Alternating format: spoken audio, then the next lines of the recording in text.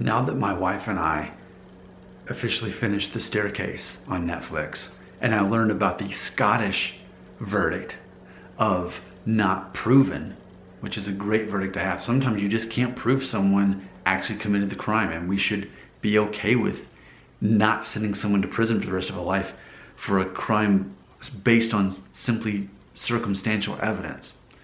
So anyway, we finished The Staircase on Netflix, and now we're into the newest season of Comedians in Cars Getting Coffee with Jerry Seinfeld.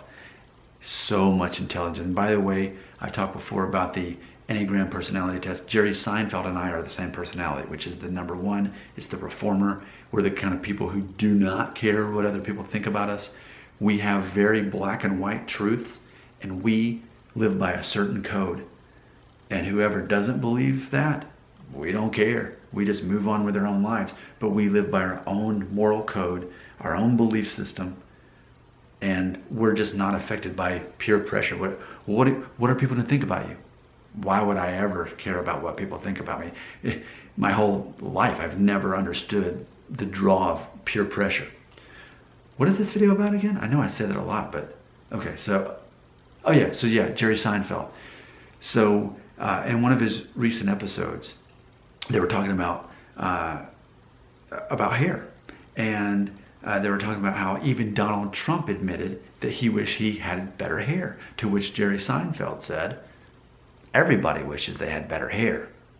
Now, Jerry Seinfeld is in his 60s, and I would predict, best case scenario, I will have his hair at his age. Best case scenario. And I would say he's somewhere around like a Norwood 3.5, whereas we think that I'm something like a 2.5. I think he's 3.5, Jerry Seinfeld.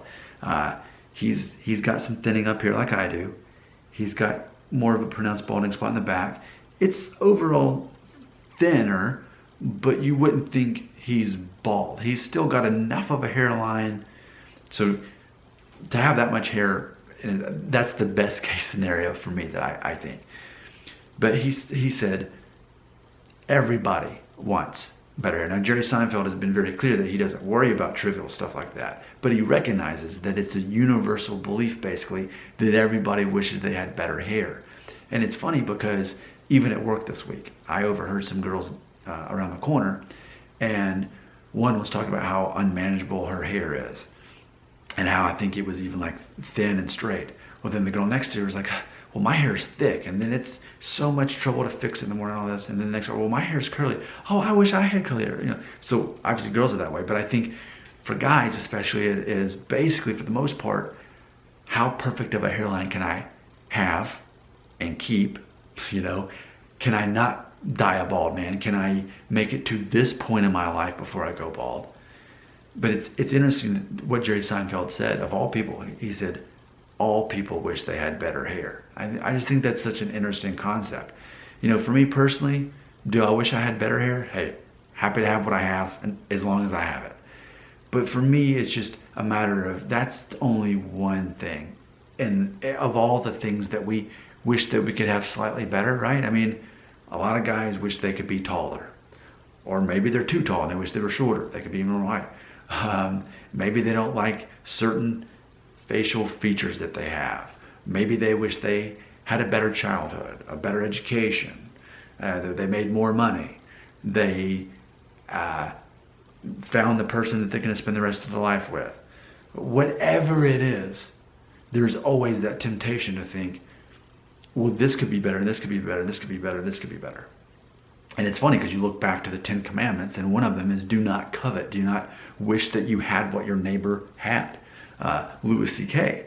And his show that's no longer on Netflix, there's one of my favorite scenes of all the seasons, where he's making a meal for both of his daughters, and the one complains about the other one got more in her bowl, and he says, never worry about what's in your neighbor's bowl, unless it's that they didn't get enough.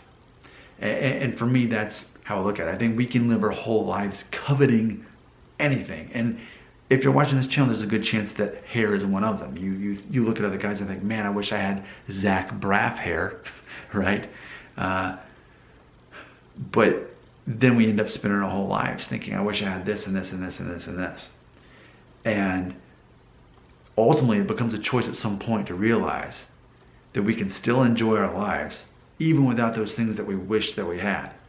And I think that's part of the maturity of dealing with hair loss, is that you come to a point where you finally realize, does it deserve that much value that I'm placing on it? It's a universal feeling to think, I wish I had better hair. But I think hair matters only as much as you need it to matter. I'll keep saying it as long as I'm wearing this red polo shirt, which I obviously shot all these videos on the same Friday night after my family all went to sleep. But that is, whatever you believe about hair loss is true in your mind. And I can't change your mind. I don't want to either.